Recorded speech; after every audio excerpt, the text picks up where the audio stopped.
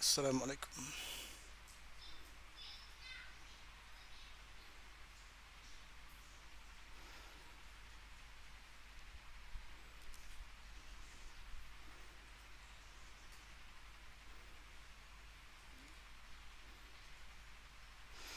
Assalamualaikum warahmatullahi wabarakatuh.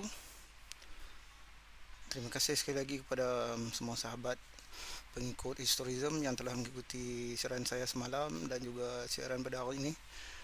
InsyaAllah hari ini kita akan menyambung um, perbahasan kita ataupun perbualan kita kemarin mengenai apa.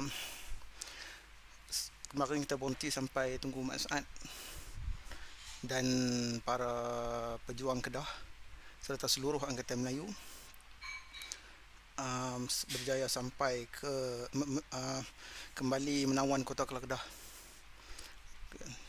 di situ, dan juga saya suka cita untuk sama-sama mewar-warkan sumber saya yang utama di sini. Dalam keterbatasan masa ini saya banyak merujuk kepada artikel daripada Profesor Abdullah Zakaria Ghazali daripada Universiti Malaya, dan juga buku Tak Sesungguh Seluang Melaut,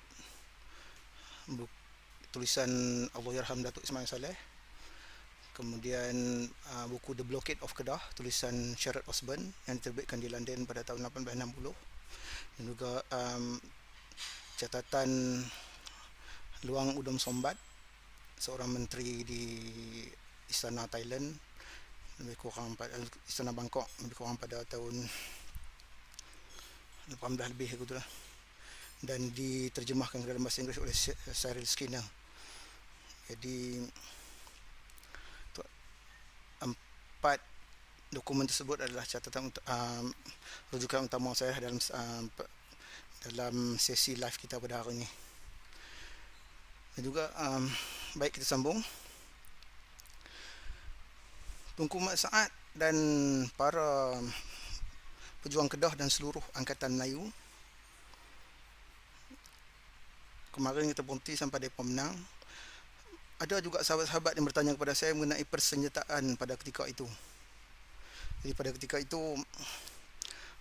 orang Melayu sudah tidak lagi menggunakan sepenuhnya senjata-senjata tajam ataupun white arm.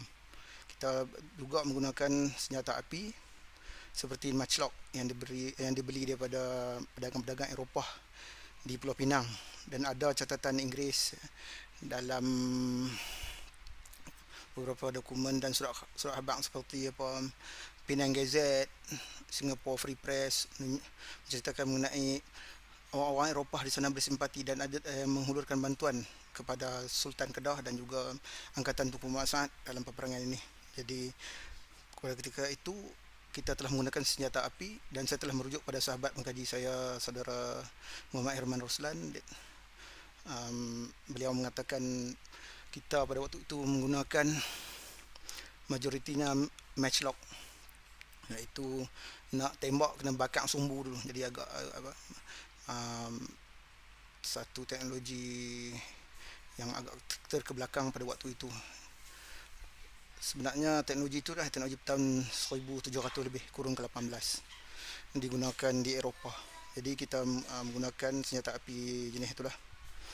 Walau bagaimanapun, dengan semangat kita dan digabungkan juga dengan senjata-senjata kita yang lain, pedang, kereh dan persilatan, seperti saya merujuk pada sahabat-sahabat saya daripada Rembau yang kini menetap di Kedah. Mereka mengatakan persilatan Kumango daripada Minangkabau, daripada Rembau terlibat dalam perjuangan Tunku Mat Saad ini.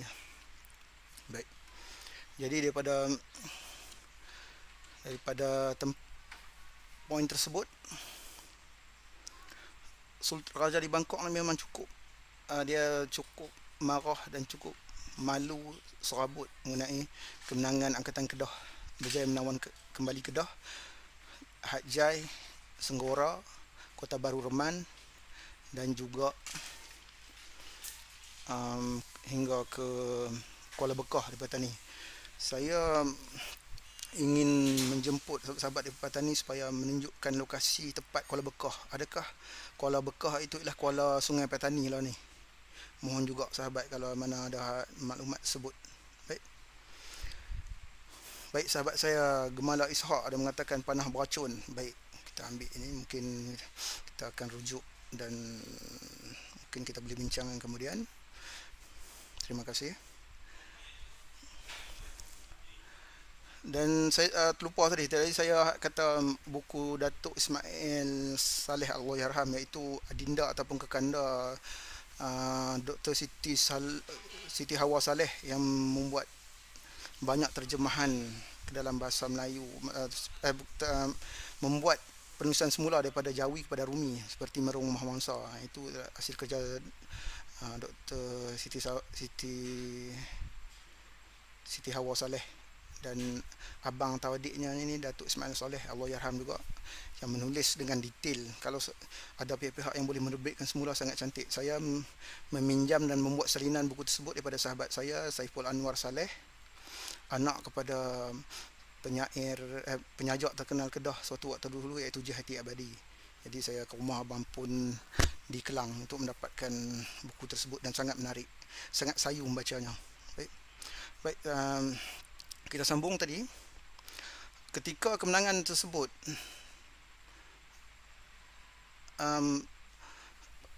dalam Blockade of Kedah, Sheriff Osborn menulis, Sheriff Osborn dan Captain Warren dia pergi ikut melalui jalan laut masuk ke dalam Kuala Kedah dan melihat bendera Kedah dikibarkan di kota Kuala Kedah. Maksudnya kalau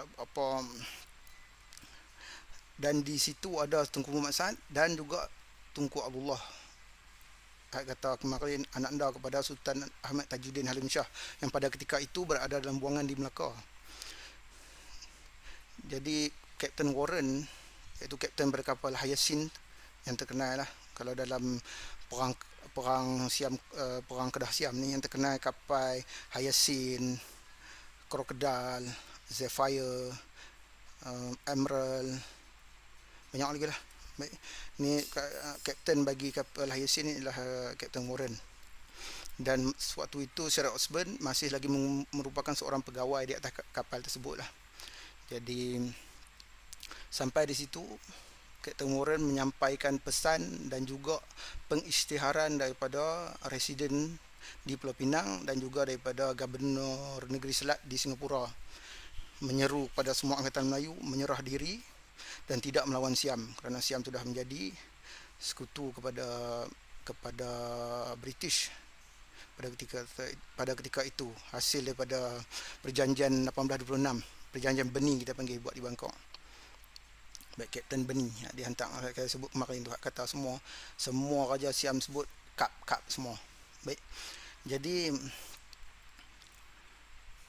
Tunku Abdullah dan Tunku Muhammad Sa'ad sudah tentulah tidak bersetuju, dan disebut, saya ramai kalangan pekaji menyebut ayat yang saya akan sebut ni adalah daripada Tunku Muhammad Sa'ad, tapi daripada pembacaan saya dalam Blockade of Kedah, ayat-ayat ini disebut oleh Tunku Abdullah, iaitu anak Tunku Abdullah Ibnu Sultan Ahmad Tajuddin Halim Shah II, iaitu selagi kami boleh menghunuskan pedang, kami akan terus mempertahankan tanah kami yang diwarisi oleh nenek moyang kami. Tidak ada undang-undang ataupun apa-apa perkara pun yang boleh menghalang kami daripada mempertahankan tanah yang kami warisi ini. Di semangat orang Melayu masa itu. Jadi daripada situ Captain Warren pun keluar semula daripada Kuala Kedah menuju ke utara mencari angkatan Datuk Wan Muhammad Ali. Kata tadi ketumbukan, kata kemarin ketumbukan Datuk Wan Muhammad Ali bertugas menyerang belah-belah Langkawi, Perlis, Stoi, dan diharapkan dapat menduduki Terang terus ke Panga dan Phuket kalau mengikut Datuk Ismail Saleh, kalau mengikut kajian lain yang saya baca, sehingga ke Stoi saja. Baik. Manakala saya ada baca buku sejarah Stoi, tulisan Haji Abdullah Lamputih, dia menyebut memang Datuk Wan Muhammad Ali berhasrat menakluk sampai ke Krabi.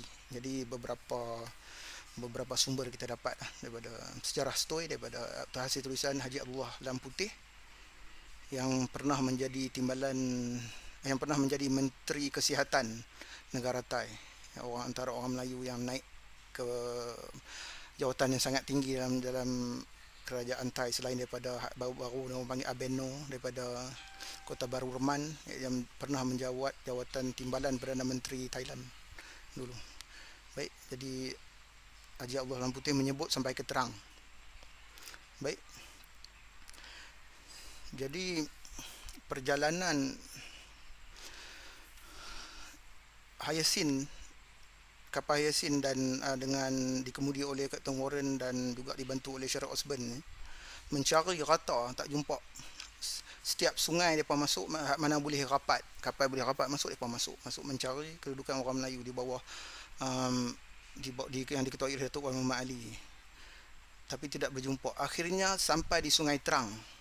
Ketika itu Terang pada tahun 1800 lebih masih lagi dalam negeri Kedah. Baik, sungai, dan saya merujuk pada catatan Anderson Papers juga merujuk pada benda yang sama. Dia merujuk kepada sungai-sungai.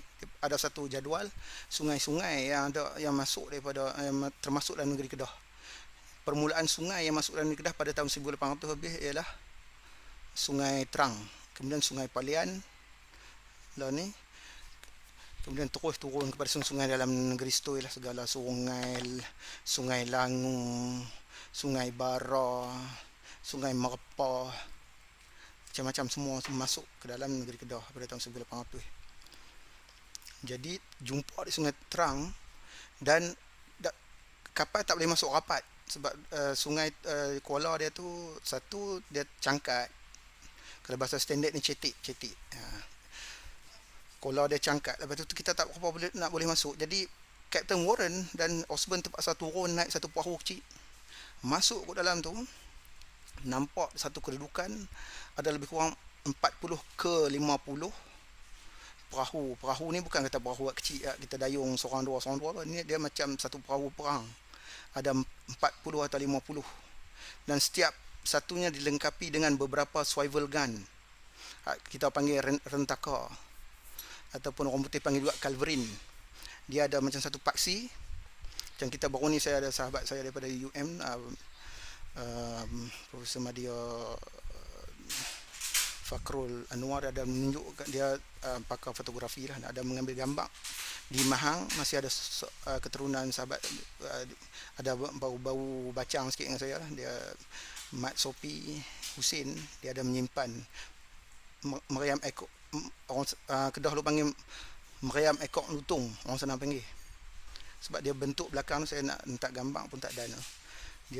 Jadi dia ada satu macam paksi, kita boleh pusing. Jadi sangat sesuai untuk kegunaan perahu-perahu perang hak kecil, bukan standard kapal no. Dia agak kecil, tapi kita banyak, kita jadi pergerakan kita pantas, dan kita boleh menyerang sebuah kapal besar dengan 450 mengepung dan menembak seorang sikit. Memang kena, memang boleh karam. Sebab ada kapal-kapal besar Inggeris yang pernah dikaramkan oleh Angkatan Melayu dengan cara serangan pantas dan ringan, cara pakai rentaka kita ni. Jadi Osborne tulis juga, kalau masa tu orang Melayu nak tembak, nak hapuskan Captain Warren, nak naik perahu kecil ni dengan beberapa orang pegawai dia ni, dalam 10 orang saja, memang boleh sangat masa tu. Tapi disebut dalam tu, dia terkejut melihat pengetahuan diplomasi dan pengetahuan mengenai protokol perang orang Melayu. Jadi bila itu datang atas nama utusan, jadi tidak diapa-apakan. Orang ditulis di situ, orang Melayu mendengar dengan penuh hormat pengisytiharan daripada Presiden Pulau Pinang dan daripada Gubernur di Singapura. Jadi semuanya, Osborne sendiri melahirkan rasa kagum. Kalau saya ada dalam bentuk PDF, siapa nak minta lah ni, lepas ni boleh minta lah. Saya ada Blockade of Kedah dalam PDF, tapi dalam bahasa Inggeris lah. Jadi Angkatan Melayu membiarkan orang Inggeris dia boleh tampal poster lagi. Maksudnya pengisytiharan tu ditampal. Dia cerita, kata meminta semua orang-orang Melayu Angkatan Kedah dan semua angkatan yang menyokong perjuangan ini meletakkan senjata dan menyerah diri pada British. Tapi orang Melayu tak serah diri, tapi semua dibuat dan penuh hormat, depa biar saja, tak ada masalah, tak ada apa, tak ada tembak, tak ada apa. Kemudian di akhir-akhir tu baru ada apa, Datuk Muhammad Ali mencabak ni. Dia kata ni nak ada suruh Captain Warren naik kapal dia nak bertarung berdepan pun tak ada masalah. Lepas tu Captain Warren pun kata satu hari nanti kita akan berjumpa, kita akan bertarung, beritahu Datuk Muhammad Ali. Memang ada rasa kagum dan hormat di situ. Jadi mereka pun keluar balik. Kapal Helsin pun turun balik untuk pada zaman itu dia membuat tugasan biasa, iaitu dipanggil blokade, mengepung segala pantai, segala sungai negeri-negeri Kedah mana menghala ke pantai, dikepung supaya tak boleh orang Melayu mendapat bekalan senjata, tak boleh mendapat bekalan makanan. Jadi mana duduk dalam kota tu memang makan sikit. Ada disebut zaman dulu makanan utama di dalam kota ialah nasi gerit, macam gerit tikus, orang panggil gerit tikus, tapi nasi gerit ni kita okay, di sini sebentar ada komen daripada saudara Gemala Ishak Kuala Bekah, ada yang kata natap. Baik, kita akan kaji. Jadi nasi gerit tadi dan manisan dimakan sikit-sikit sebagai mendapatkan tenaga supaya bertahan di dalam kota. Itu berlaku pada Tunku Kudin angkatan dulu. Sama cara dia. Bila kita menang, Siam pun mengadu kat orang putih kepung laut. Jadi ini berlaku juga pada angkatan Tunku Muhammad Saad. Jadi benda ni memang kita tak boleh nak kata apa, memang sebab mereka dah buat perjanjian, mereka pun nampak keuntungan pada mereka, padahal mereka buat perjanjian dengan kita dulu, dengan Sultan Kedah. Baik, daripada situ kita dapat lihat kekuatan Kedah pada waktu itu dan juga pengetahuan para pejuang Kedah mengenai protokol perang. Kita tak ada. Saya tulis dalam buku saya dulu, kalau masa tu Captain Warren bermusuh dengan Siam, angkatan Siam waktu itu, kalau nampak tu saya rasa memang saya kata Captain Warren balik dalam guni kepala Captain Warren, badan balik dalam guni jadi macam berlaku pada Tunku Kudin. Itu pendapat peribadi saya. Baik. Di kemudian Siam selepas daripada kemenangan angkatan Melayu ni, Siam pun mengumpulkan angkatannya. Raja Siam suruh Raja Legok, itu Nakon Sitamarat dan Raja Senggora, Songkla lah ni balik mengumpulkan kekuatan, dan daripada Bangkok pula juga ada hantar lah, maksudnya angkatan bergajah semua ada. Jadi dihantar bantuan baru daripada sana supaya dapat menewaskan balik orang-orang Kedah di kota Kedah, di negeri kita sendiri. Baik. Dalam serangan tu berlaku lebih kurang dalam bulan, saya tengok balik berapa dah.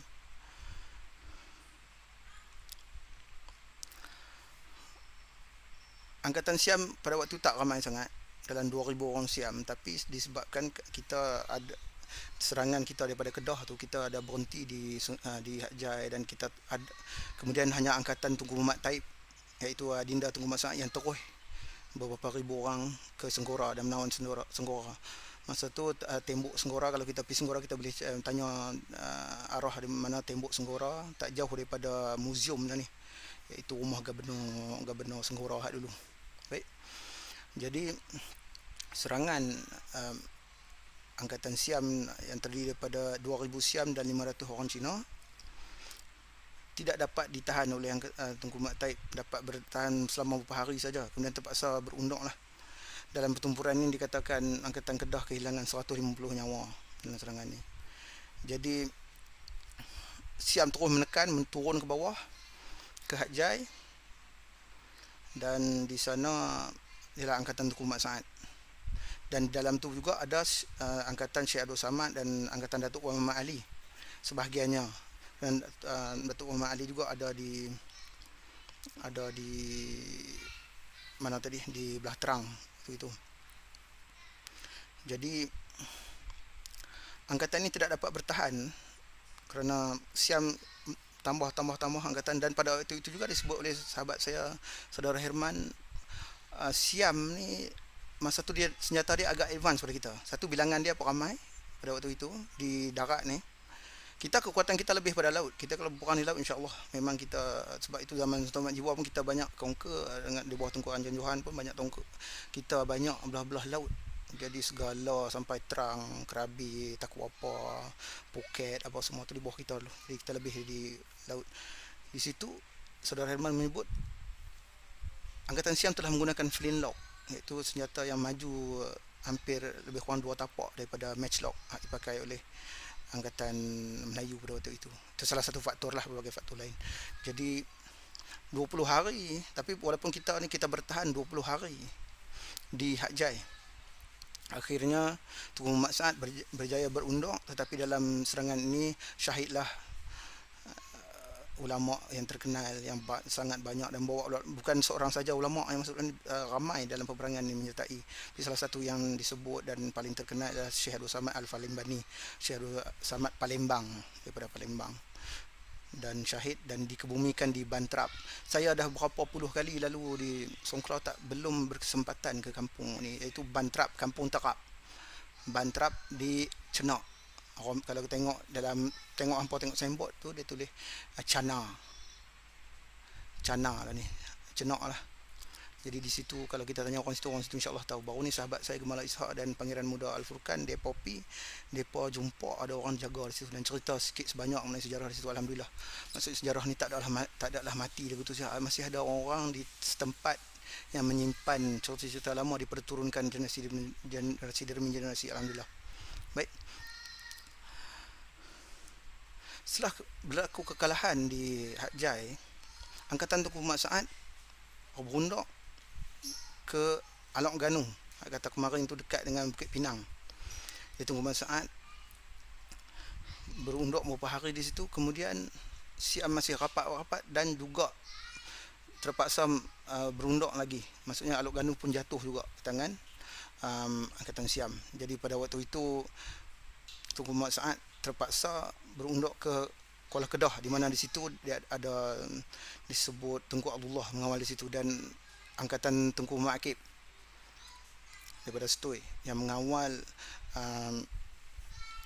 kota Kuala Kedah. Situ kubu terakhir lah di Kuala Kedah.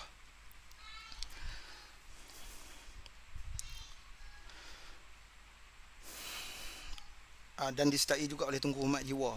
Ada seorang nama Tunku Muhammad Jiwa, tapi bukan Sultan Muhammad Jiwa 2. Dia dalam kalangan kerabat biasa, nama bolang ni biasa. Jadi mula-mula Siam serang ni pada 1839 tu, bulan Februari. 4,000 orang masa tu menyerang Kuala Kedah. Jadi angkatan-angkatan kita ni bertahan dalam tu dengan segala kelaparan, dengan segala kecederaan, ubat tak boleh masuk, makanan tak boleh masuk. Bertahan dengan nasi kurit saja. Jadi makin lama makin lemah di dalam tu. Sama, lebih kurang sama dengan cerita Tunku Pudin. Situ cuma Tunku Muhammad Saad mengambil iktibar apa yang berlaku pada Tunku Pudin pada waktu itu. Jika bertahan lebih lama, kebarangkalian untuk semua angkatan Kedah menemui ajal adalah sangat tinggi. Jadi Tunku Muhammad Saad mengambil pendekatan menghantar utusannya. Sebelum ini Tunku Muhammad Saad memang dia selalu hantar utusan. Nama dia dalam Blockade of Kedah disebut nama dia Encik Lah. Syirat Osman tulis Inci Lah. Maksudnya mungkin Encik Lah Abdullah ke apa, kita mungkin lah. Dia ditulis di situ sebagai seorang setiausaha kepada Tunku Muhammad Saad. Jadi sentiasa dia sebagai seorang utusan selalu berhubung dengan Syirat Osman dalam peraturan perang. Maksudnya utusan P tak kena, walaupun dia berperang. Siam sudah berpihak pada British sudah berpihak pada Siam, dikira musuh, tapi masih lagi dalam suasana peraturan perang antarabangsa. Jadi pada beberapa hari sebelum Tunku Muhammad Saad kata memang dah akan jatuh ke kota Kuala Kedah ini, dia menghantar Encik Lah ni dan meminta Osborne di atas, masa tu mungkin saya rasa dia di atas Hyacinth atau di atas Emerald. Bahkan mula-mula Syirat Osborne ni dia di Hyacinth, kemudian ditugaskan mengawal mengemudi sendiri kapal Emerald, mungkin atas Emerald, meminta kepada Syed Osman supaya nanti apabila malam orang-orang perempuan, orang tua, budak-budak seperti disebut oleh saudara Herman baru ni akan berundok daripada Kota Kuala Kedah ke Pulau Pinang. Jadi jauh masa tu, Kuala Kedah Pulau Pinang memang jauh. Kalau nak berdayung orang perempuan, orang tua memang tak. Jadi diminta mana yang menghampiri kapal Emerald ni mohon diselamatkan dan diberi makan. Jadi Syed Osman pada waktu itu bersetuju dan Cik Lah pulang ke Kota Kuala Kedah memberi maklumat ini kepada Tunku Muhammad Saad. Jadi selepas beberapa hari lepas itu serangan berlaku dan angkatan strategi ini ialah di kalangan orang sepoi, baik askar sepoi daripada ke India ni kebanyakannya Islam. Jadi mereka bersimpati dengan perjuangan Tunku Pudin dan Tunku Muhammad Saad. Ada yang menyertai angkatan Kedah walaupun tidak diakui oleh Inggeris.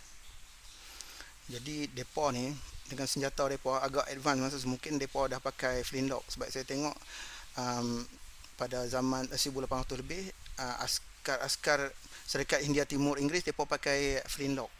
Jadi depa menembak dengan bertalu-talu ke atas kedudukan Siam supaya Siam tak dapat menyerang. Jadi angkatan Melayu sempat dan nak berundok daripada malam itu. Jadi pada dalam bulan 3, jadi sebulan lebih juga Siam serang. Bukan senang sebab seperti disebut baru ni, Kota Kuala Kedah cukup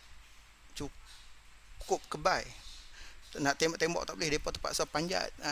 Dia masuk, dia memang tak tembus. Maksudnya bagusnya kota pertahanan kita pada waktu itu. Jadi setelah sebulan tu angkatan Kedah selepas pada malam itu berundok ke arah Langkawi. Jadi Datuk Muhammad Ali, Tunku Muhammad Saad dan disebut dalam tu Haji Arsyad Perleh, macam-macam nama yang disebut dalam ni, berundok ke arah Langkawi. Disebut Tunku Abdullah setelah beberapa beberapa minggu menyerah diri di Perleh. Datuk Muhammad Ali sampai sudah tak jumpa. Mana? Tunku Muhammad Saad duk sat, orang kata nampak di sana, nampak di sini, duk main ligan semacam jumpa tak jumpa. Akhirnya dapat satu perisikan, orang putih dapat berita, maksudnya mesti ada mengadu.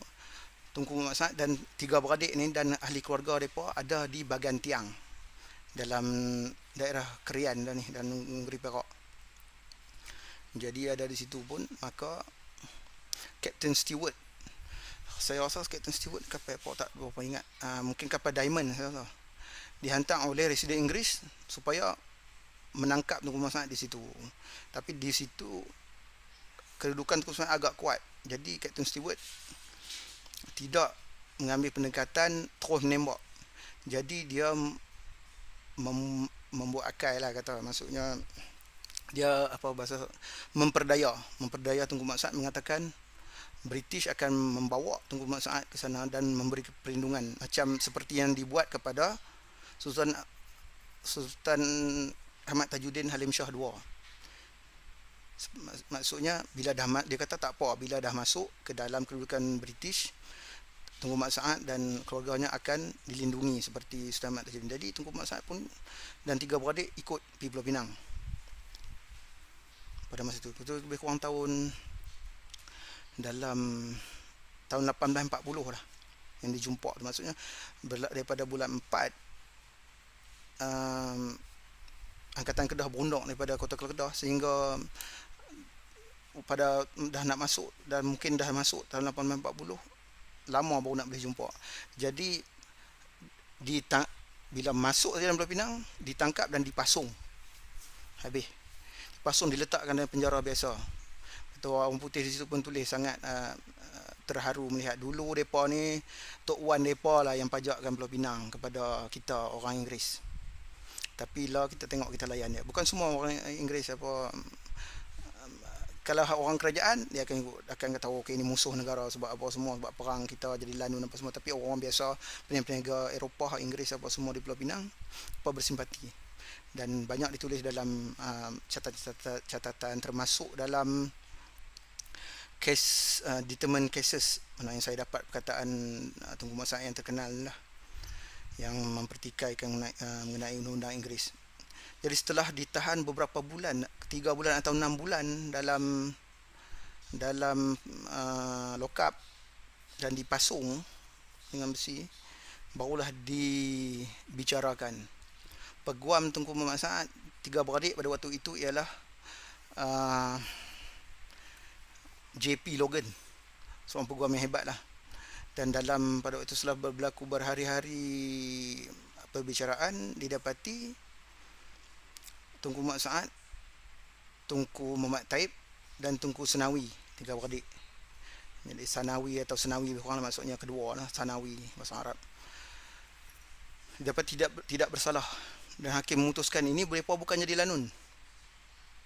Sebab dalam tu tulis ini charge ni memang tuduhan ini memang tuduhan berat. Kalau dia pati bersalah boleh dihukum gantung, kerana melanun ni satu perkara yang sangat serius. Hakim membacakan sebab tu memulakan tuduhan yang sangat serius dan boleh dihukum gantung. Okay. Tapi hasil daripada perbicaraan peguam yang bagus, dan Tunku Muhammad sendiri turut berhujah. Antara hujah yang dalam tu dan mungkin menyindir lah, antara kata-katanya yang sangat berkesan di hati saya, dia kata kenapa saya tak boleh nak faham. Tapi dia tulis itu dalam bahasa Inggeris, saya terjemah dalam bahasa Melayu. Saya tak boleh nak faham kerana apa dikatakan jenayah apabila orang Melayu berperang menentang Siam yang mengancam nyawa dan harta mereka.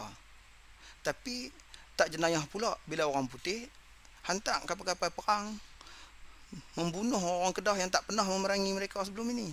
Tak pernah perang dengan orang putih, awal orang putih hantar kapal perang nak bunuh. Kenapa jadi jenayah? Tu orang putih berkata pula, Tunku Kudin, dia menyebut mengenai Tunku Kudin. Ni Tunku Muhammad Saad sebut, dia menyebut mengenai kes Tunku Kudin sebelum ni. Disebut pula Tunku Kudin itu lanun, dan jika ditangkap boleh digantung kerana jenayah lanun mengikut undang Inggeris ini. Dia kata kalau beginilah undang Inggeris, saya bersyukur pada Allah kerana saya dilahirkan sebagai Melayu.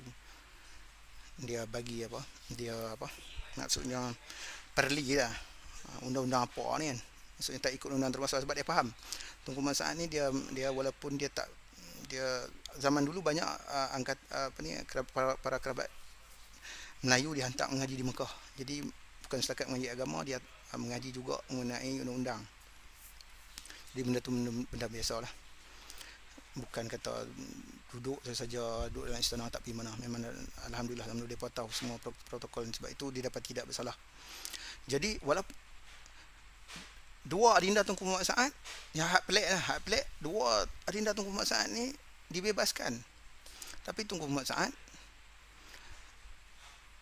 kalau istilah kita lah apa, orang undang dibebaskan tapi tak dilepaskan. Orang itu lah maksudnya. Dia dapat tidak bersalah tapi tidak dibebaskan. Kemudian mai surat daripada Residen Inggeris di Pulau Pinang hantar kepada Fort William di Calcutta, iaitu ibu pejabat bagi British India. Kita termasuk dalam empayar British India kalau ikut perspektif orang putih. Mengatakan bagi arahan suruh Tunku Muhammad Saad dibuang ke India, ke Calcutta, sebab zaman dulu ibu negeri Calcutta di bawah British India. Jadi kapal yang ditugaskan membawa itu nama kapal Diana. Zaman ni orang Melayu dulu panggil, dalam tu tulis juga, dalam Syariat Usman tulis orang Melayu panggil kapal Diana ialah kapal api. Sebab hal lain Hyacinth, Diamond, Crocodile semua kuasa angin pakai layak. Tapi mai Diana ni orang Melayu panggil kapal api sebab dia pakai steam. Jadi Diana ni ditugaskan menghantar Tunku Muhammad Saad ke mana tadi, ke Calcutta. Tapi banyak juga catatan, banyak juga dalam surat abang orang putih mempertikai benda ni. Apa asas dia nak buang dapat tidak bersalah, sudahlah. Tapi hujah British dalam surat yang menghantar kepada surat daripada Residen Inggeris di Pulau Pinang, mengatakan jika Tunku Muhammad Saad duduk situ macam dia akan buat macam-macam lagi. Dia akan, ataupun orang dia akan buat macam-macam, akan terus menentang Siam macam-macam dan mengganggu hubungan Siam dengan British dengan Siam macam-macam. Jadi dihantar, tapi hantar di Kolkata tidaklah di penjara, cuma uh, dibuang ni, maksudnya dia kena pergi jumpa magistrat Murshidabad beberapa hari sekali, lapor diri. Jadi dalam catatan saya jumpa daripada British Library, saya cari nampak ada catatan kapal Diana ni pada tahun 1840 1841 menghantar Tunku Muhammad Saad dan seorang anak, dia bawa anak seorang teman, anak lelaki, Tunku Muhammad Saad and his son, mungkin dalam lingkungan, tak tahu dalam lingkungan berapa tahun, 7-8 tahun ke 11 tahun, 10-11 tahun ke, kita tak tahu, dan 2 orang pengiring di Kolkata.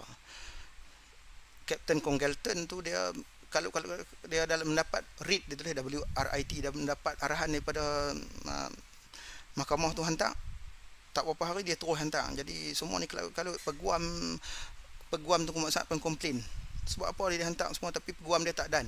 Tunku Muhammad Saad dah tak ada, telah dihantar dengan anak dia seorang dan 2 orang pengiring ke Kolkata. Dalam perjalanan disebut dia tidak dihantar ke Kolkata, dan tulis, dan British pun di London tanya sebab apa dia dihantar ke Kolkata. Ada berlaku sedikit perselisihan di antara British, kerajaan di London dan di Kolkata mengenai perkara ini, dan kenapa dihantar lagi, sebab ni macam lah, dan dia daripada awal dia arah supaya hantar balik, tapi di Kolkata buat macam-macam lah, buat bagi alasan macam supaya tak jadi hantar balik. Inilah penderitaan yang dilalui oleh Tunku Muhammad Saad lah dalam perkara ni. Saya tengok soalan. Okey, tak ada soalan lagi. Baik. Daripada situ kita dapat lihat Tunku Muhammad Saad sebenarnya memohon supaya dipindahkan ke Murshidabad. Murshidabad ni kalau kita tengok jarak dia dalam negeri yang sama, dalam negeri Bengal Barat, West Bengal orang putih kata.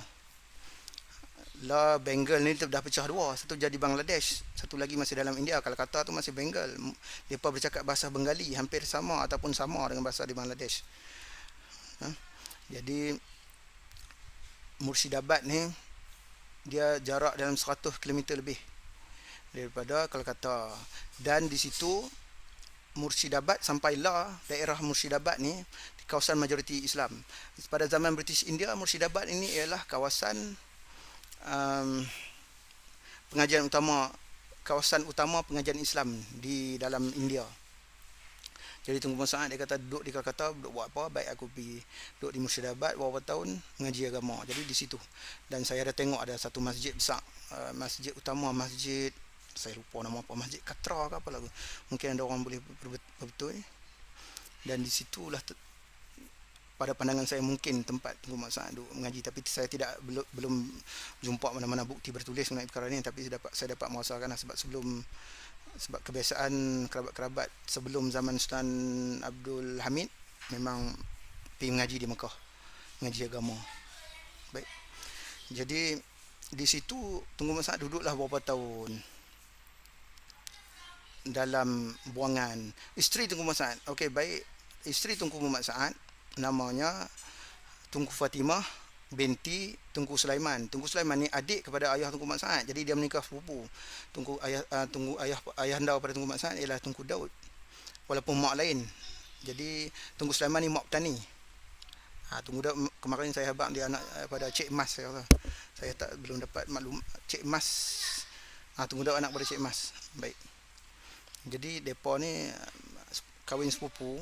Tunku Fatimah duduk di kota, iaitu di istana Tunku Sulaiman dan Sultan Ahmad Tajuddin singgah masa berundang daripada serangan Siam 1821 dulu. Jadi di situ dia ada satu kerajaan sendiri, dipanggil kerajaan Perai. Kerajaan tu duduk di dalam kedah. Dia macam kerajaan dalam kerajaan. Ada seorang, dia macam raja daerah lah. Macam dia tidak diganggu oleh Siam dan tidak diganggu oleh orang putih. Dalam surat Tunku Muhammad Saad ada disebut kawasan itu tidak diganggu oleh Siam dan tidak diganggu oleh orang putih sebab ada perjanjian dah. Itu disebutkan dalam surat daripada Tunku Muhammad Saad dalam Benih Papers. Saya tengok surat Tunku Muhammad Saad kepada Residen Inggeris di Pulau Pinang dan surat Tunku Muhammad Saad kepada sepupunya Tunku Ibrahim, menceritakan status Kuala Perai. Jadi isteri dia menjaga anak-anak Tunku Muhammad Saad ni sekurang-kurang macam Herman sebut baru ni. Sewaktu angkatan orang-orang orang perempuan, orang tua apa semua pada malam tu berunduk beramai-ramai nak pergi Pulau Pinang tu, salah seorang ialah isteri Tunku Muhammad Saad turut serta, kerana telah Tunku Muhammad Saad tahu memang Osborn telah berjanji memberi perlindungan kepada orang-orang Kedah, orang tua, kanak-kanak dan wanita. Jadi isterinya dihantar sekali juga sebab dia akan berunduk kemudian beberapa hari lepas itu. Baiklah. Jadi Tunku Muhammad, kita stop Saad, cerita Tunku Muhammad Saad di situ. Kita akan pergi kepada apa berlaku di Kedah waktu itu. Saad lah.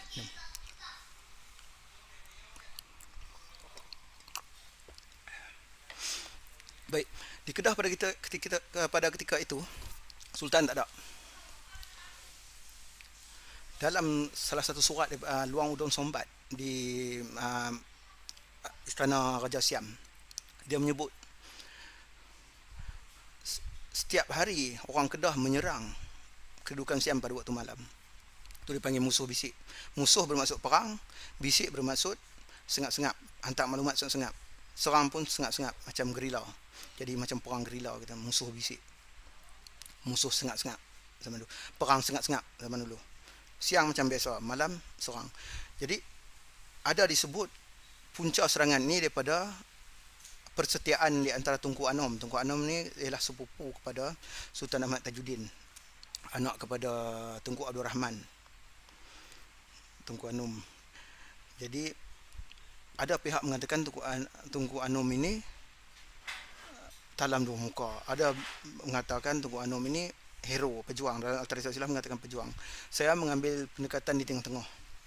Jadi saya cerita sikit mengenai apa yang dilakukan oleh Tunku Anom. Tunku Anom pada waktu dahulu zaman Sultan Ahmad Tajuddin, dia bertugas membawa bunga emas. Jadi gelaran dia Tunku Anom Paduka Raja Jambangan, membawa bunga emas. Jadi dia lah dia kenal lah orang Legok ni sebab dia ada hantar. Jadi dia berhubung baik dengan orang Legok tu. Dia kenal Pia Sinan Nuncit, Pia Sanuk Ton, anak pada Raja Legok, duduk di Kuala Kedah pun dia kenal.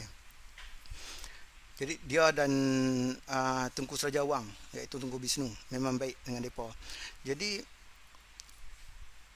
itulah antara punca orang mengatakan dia talam dua muka. Tetapi bagi saya dia menggunakan cara berpolitik sedikit dalam ni, iaitu di depan orang-orang Siam itu dia masih menunjukkan persahabatan, dan satu ketika dia menyebut kepada ini sumber Al-Tariqah Silam di Kedah mengatakan dia tak mau duduk di Kedah dah. Orang kata dia pengkhianat. Jadi dia pun nak pergi duduk di Legok, berbakti kepada Raja Legok di istana di Nakhon Sitamarat lah, di Legok sana. Jadi diberi habang kepada Sanuk Ton. Sanuk Ton membuat surat hantar kepada pak dia pun setuju. Diringkaskan cerita lah. Jadi Tunku Anom ni dengan Tengku Serajawang, iaitu Tunku Bisnu, dan Syed Husin daripada Perlis lah, keturunan datuk nenek moyang pada Raja Perlis lah ni, mengumpulkan segala pendekar Melayu duk berhimpun di di Gua Kerbau, di Bukit Keplu, di situ di Kok Diang, dekat dengan Kok Diang lah. Jadi malam dia masuk perjumpaan rahsia, kata tiap-tiap malam kita kena ni serang kedudukan, serang segala markas-markas tentera Legok ni, sebab mereka ada kata sampai masuk dalam kampung semua tempat. Di Alok Ganu ada, di Kota Kedah pun ada. Jadi serang sampai mereka tak tahan. Jadi dia kata dia akan duduk dan merisik di dalam istana Raja Legok. Kemudian berakhir pertemuan itu 2-3 hari lepas itu, Tunku Anom, Tengku Serajawang, iaitu Tunku Bisnu yang memerintah Setui, dan juga Syed Husin pun berangkat ke istana Legok dan duduk di sana. Kemudian setelah serangan, diringkaskan cerita ni 845 dah. Diringkaskan serangan ni, Pia Sinan Nuncit dan Pia Sanuk Ton tak tahan. Mereka pun lari balik. Raja Legok, Raja Siam cukup marah sebab dah kali keberapa mereka lari, dan Raja Siam kata tak boleh jadi. Kita kena bagi orang Melayu yang memerintah di Kedah. Yang ada dalam tulisan dalam catatan Luang Udom Sombat yang diterjemahkan oleh Cyril Skinner. Saya duk sebut macam, dia kata kita letak seorang yang menjadi boneka bagi kita lah. Kita masih merintah Kedah tapi kita tak seorang Melayu. Siapa dia? Minta bagi nama. Jadi naiklah nama macam Tengku Hasan, iaitu seorang kerabat Kedah yang duduk di Pulau Pinang. Naik nama juga nama tadi siapa, Tengku Anom. Jadi setelah diringkaskan cerita ni, Tengku Anom ditugaskan diberi tauliah memerintah macam raja lah dalam negeri Kedah sepanjang Sultan tak ada ni. Sultan Ahmad Tajuddin masih lagi ada di Melaka dan dibantu oleh Tengku Hasan. Tahun berganti tahun daripada akhirnya satu Tunku Dai, anak anda kepada Sultan Ahmad Tajuddin ada di Melaka sekali. Lalu Sultan mengutuskan Tunku Dai, anak mungkin pada waktu itu anak kedua tua dia, anak tua paling sulung dia lah Tunku Abdullah, kemudian Tunku Dai pergi berunding di Bangkok memohon pengampunan lah. Sebenarnya tak salah apa pun, tapi kalau dia balik dia memang kena, sebab dia sebelum ni ada satu kes Raja belah Kemboja ke Raja Laos, saya tak berapa ingat, yang turut cuba memberontak cuba menentang kerajaan Siam. Dia pun di bawah Siam pada waktu itu dan ditawan, dihantar dalam macam kandang lah, macam orang biasa lah. Maksudnya mungkin saya nasib dia selepas tu saya tak pasti sama ada dipancung atau apa, saya tak apa pasti, tapi contoh begitulah yang tidak mahu berlaku kepada Sultan. Sultan tak mahu benda tu berlaku kepada dia, jadi dia hantar anak dia cuba runding, dan setelah berunding dan juga ada campur tangan Inggeris, maka Siam pun akhirnya memberi pengampunan lah kepada Sultan Ahmad Tajuddin. Baik, setelah pada tahun 1845 Sultan Ahmad Tajuddin pun balik ke Kedah dan kembali memerintah Kedah, tetapi dengan syarat Kedah dipecah empat. Negeri Kedah hak luas tu dia dipecah kepada empat, iaitu negeri Kubang Pasu diperintah oleh Tunku Anom tadi. Kemudian negeri kedua, negeri Perleh, diperintah oleh Syed Husin tadi ada sekali, dan negeri Stoi yang diperintah oleh Tunku Serajawang, iaitu Tunku Bisnu tadi ada sekali. Jadi pecah empat. Mana hak pi di Istana Raja Legok tadi dapat seorang satu negeri. Jadi Sultan Ahmad Tajuddin baliklah memerintah Kedah hak kecil ni, ada daripada keadaan seorang daripada Sungai Muda tu sampailah ke sempadan Jitera saja. Jitera sudah masuk ke dalam Kubang Pasu. Pi belah barat Perleh, pi atas sikit Stoi, dah jadi semua negeri lain. Jadi itu saja yang dia dapat pada waktu itu. Baik. Kemudian setelah pulang di sana barulah dibenarkan Tunku Muhammad Saad pulang daripada buangan. Setelah Sultan ada di sana, tak ada apa-apa nak melawan lagi, British pun membenarkan Tunku Muhammad Saad balik tu. Bila dia balik tu, dia pun duduk di kota Pematang Pasir, di Istana Tunku Sulaiman. Tunku Sulaiman masa tu dah tak ada, dah meninggal. Tinggal dia duduk dengan isteri dia Tunku Fatimah, menguruskan segala kebun-kebun, segala lombong-lombong dia. Lombong dia daripada situ, daripada Kulim sampai ke Karangan, ini dekat dengan Mahang tu lah. Ialah lombong kepunyaan Tunku Sulaiman dulu, tapi dah meninggal, jadi diwariskan kepada anak-anaknya Tunku Fatimah, diuruskan oleh suaminya lah Tunku Muhammad Saad. Dan pada ketika itu, tak lama lepas tu, Sultan pun mangkat setelah anak sulungnya, berapa bulan setelah anak sulungnya mangkat. Sebab Tunku Abdullah ni banyak kecederaan perang. Masa zaman berwas pun dia dah kena tembak orang putih. Lepas tu dia perang musuh bisik lagi. Jadi dia pun meninggal dulu pada ayahandanya, dan Sultan pun bersedih hati. Berapa bulan lepas tu Sultan pula meninggal. Jadi ada satu berita daripada dalam Penang Gazette menyebut akan berlaku kekeliruan dan segala masalah dalam negeri Kedah pada waktu itu, kerana disebut dalam, saya tak tahu apa sumber sahabat tu kata kemungkinan Tunku Muhammad Saad akan merebut tahta, kerana pada sebelum tu Tunku Daud pernah dijanjikan menjadi Raja Muda, tapi tak dan sebab serangan musuh bisik. Jadi benda ni benda pelik. Orang putih ni kadang-kadang dia tulis ikut suka dia juga. Jadi saya kemudian saya lupa. Dalam berita tu mengatakan Tunku Mat Saad akan merebut tahta. Tapi benda tu sampai sudah tak berlaku. Tunku Mat Saad duduk di rumah dia di Istana Tunku Sulaiman, menguruskan kawasan dia saja, dia tak kacau kawasan Sultan. Tunku Daim pergi ke Legok, kemudian ke Bangkok, mendapat watikah perlantikan menjadi Sultan Kedah, memakai gelaran Sultan Zainal Rashid I. Jadi di situlah Tokoh Sultan Tunku Daim memerintahlah di situ. Masalah Tunku Mat Saad ini dia dah tak habis kat situ. Tak habis lepas perang. Sebab itu saya tulis dalam buku, dia bukan berakhir pada 1842 seperti macam biasa kan. Bila Sultan dah balik 1842, bukan. Dia Tunku Mat Saad meninggal 1847. Jadi saya tulis sampai tahun 1847. Suatu hari itu berlaku rompakan oleh orang disebut dalam tu, ni tulisan Inggeris lah, dia tulis nama kita tak betul sangat. Dia tulis itu Muhammad Songhot dan Haji Dultam, saya tak tahu apa nama betul dalam bahasa Melayu, menyerang dan merampas barang-barang di Lombong Tunku Mat Saad. Jadi dia pun ligan dengan satu gajah menyerang dan sampai di Kupang, berjaya memintas dan berlaku pertempuran di situ. Adalah yang di kalangan pengikut yang mati.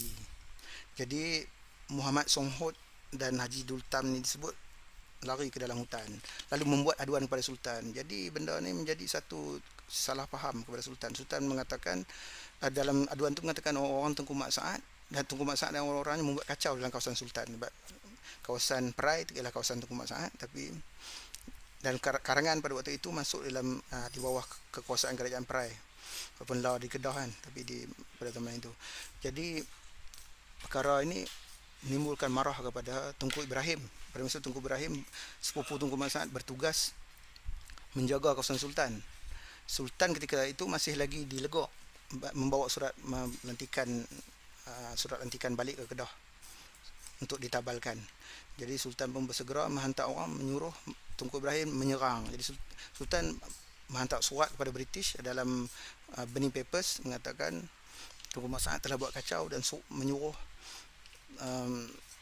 Inggeris menunggu dengan kapal perang, gunboat itu dia, kapal perang di Kuala Sungai Perai. Dan Tunku Mat Saad rupanya berundok ke tempat yang sama seperti sebelum ni, iaitu di Bagan Tiang.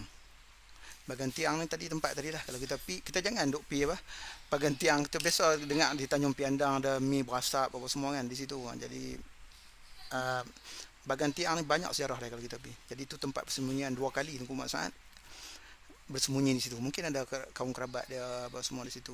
Kebetulan saya pun ada adik di situ di Bagan Tiang, yang kemudian berpindah ke Bakau Tua di sebelah, berpindah ke Sungai Dua dekat dengan Bagan, dekat dengan Batu. Baik. Kemudian Inggeris menghantar surat pada Raja Perak supaya menghalau Tunku Mat Saad daripada arah Perak. Tunku Ibrahim mengepung daripada arah Kedah. Kemudian British menunggu di Perai. Jadi Tunku Mat Saad tertangkap bagi kali kedua dan dikenakan tahanan rumah di Jelutung, di kota Jelutung, iaitu di kota Pematang Pasiak. Pada waktu itu berlaku pada hujung tahun 1846, bulan 11. Dalam Penang Gazette ditulis berlaku pertempuran ini dan ditahan bulan 11 1846. Pada bulan 3 atau bulan 4 1847 keluarlah berita kematian Tunku Muhammad Saad. Dan ditulis itu kematian kerana rheumatism, penyakit sendi dan macam ketak gitu. Tunku Muhammad Saad pada waktu itu umurnya baru dalam 43 tahun. 40 ke 45 saya ikut anggaran. Maksudnya 1826 umur dia baru belah-belah. Kalau kita bagi zaman 1826 umur dia 15 pun, pada tahun 1847 masih awal 40-an, dia tak sepatutnya ketak-ketak Parkinson ke apa, bukan orang tua. Jadi mungkin disebabkan oleh kesan perang itulah. Jadi cerita ni mungkin tak ada orang cerita ni, saya pun jumpa dalam catatan Inggeris. Tengku Mat Sa'ad sebelum dia sakit teruk tu, keluarga ni telah membawa menaiki menyeberangi selat ke Pulau Pinang di rumah mak dia. Mak dia duduk di bonda dia duduk di Hutton Land, di Jalan Hatin di Georgetown, di Tanjung, kita panggil, orang Kedah panggil Tanjung, di Hutton Land, dan dikebumikan di makam Tok Keramat, ditulis dalam berita tu. Dalam disebut juga Tengku Mat Sa'ad berpesan supaya tidak dikebumikan dengan istiadat raja, kebumian macam orang biasa, dan pengkebumiannya sangat-sangat dihadiri oleh itu. Dalam tu ditulis oleh Syekh Abdul Qadir Alim, atau orang kuat-kuat, orang macam boleh dipanggil macam mufti Pulau Pinang zaman dulu lah. Memang dia orang kuat agama di situ. Dan ada satu masjid Abdul Qadir Alim di Pulau Pinang lah, mungkin tukar nama lah saya rasa. Kemudian dihadiri juga oleh beberapa Said dan Haji. Jadi di Pulau Pinang zaman tu ada, kita kalau ke Pilar pun ada kampung Said tu. Tempat itu memang orang aktif berniaga dan orang kuat agama di Pulau Pinang zaman dulu. Jadi berakhirlah kisah Tengku Muhammad Sa'ad dengan kematiannya. Pada tahun 2017, saya dan rombongan Persatuan Sejarah Malaysia Cawangan Kedah, kami pergi ke Pulau Pinang ni, di makam Tok Keramat Jalan Perak ni. Kami cari tak jumpa betul-betul. Cuma dalam tu ditulis kawasan dikhaskan kepada para tunku. Jadi kami tanya penggali kubur situ, mana kawasan kerabat Kedah. Dia bertunjuk ada satu bangunan warna putih. Bangunan ni bentuk dia nak semacam dengan pintu gerbang kaca puri di Kota Kedah. Dia bentuk lengkung tu. Jadi kami tengok segala nisan-nisan tak jumpa yang ada betul. Semua ada satu makam berbentuk bunga batu aceh teratai, dah tercabut satu, tapi memang juga tak ada tulis nama. Jadi kami rasa mungkin salah satu, atau satu lagi kubur besar sekali di situ. Nisan depa cat hijau juga tak nampak. Jadi sampailah kubur Tengku Mat Sa'ad dan kubur ayahandanya Tunku Daud masih lagi belum dijumpai dalam sejarah Kedah. Jadi pencarian masih diteruskan oleh Persatuan Sejarah dan juga para peminat sejarah negeri Kedah.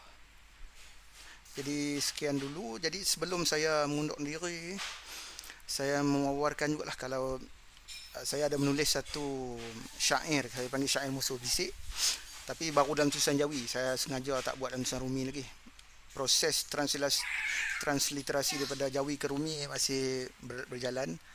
Jadi jangan keliru dengan satu lagi syair. Satu lagi tu nak syair Sultan Maulana ke syair Dukan Istapa, tu syair lama ditulis oleh Sultan Ahmad Tajuddin sendiri, dan satu lagi Sultan Maulana tu ditulis oleh salah seorang, mungkin setiausaha kepada Laksamana mungkin lagu tu. Jadi ini syair Musuh Bisik lah tulisan saya. Boleh cari search syair Musuh Bisik di Google Play, atau boleh juga cari di blog saya dulu, blog tunkuabdullah.blogspot.my. boleh juga download di situ. Dan jika berminat rombongan kami, dan kadang-kadang saya dengan sahabat-sahabat saya di Historism ni, saudara Farid dan sahabat di UM semua, seperti saudara saya Abang Muhammad bin Mat Yakim, salah seorang orang kuat di Sinarian dulu. Jadi kami pergi pun biasa ke sana. Jadi gamak-gamak kami pergi tu saya letak dalam channel saya dalam YouTube. Channel saya tu nama saya lah, Mahathir bin Mat Lazim. Kalau siapa nak tengok video ada di situ lah. Kalau nak subscribe pun lagi bagus lah. Subscribe video channel YouTube saya, Mahathir bin Mat Lazim. Jadi setakat itu dahulu. Barang siapa yang berminat untuk mendapatkan PDF Blockade of Kedah, juga ada di blog saya tu, blog Tunku Abdullah, blogspot.my. Dan saya cuma Luang Udom Sombat saya belum upload lagi ke sana. InsyaAllah saya akan letak kemudian hari, atau hantar kepada Facebook saya, hantar private message. Saya boleh hantar mana-mana dokumen yang tuan-tuan berkenan lah dalam bentuk PDF. Jadi sekian, waktu pun sudah pukul 9 malam. Saya ucapkan jutaan terima kasih kepada semua peminat Historism yang sudi meluangkan masa pada waktu PKP ini mendengar celoteh saya mengenai sejarah Kedah dan perjuangan Tunku Mak Saad ni. Segala perkara yang baik datang daripada Allah dan perkara yang tak baik itu hasil dari kelemahan diri saya sendiri. Jadi jutaan terima kasih kepada semua yang terlibat. Assalamualaikum warahmatullahi wabarakatuh.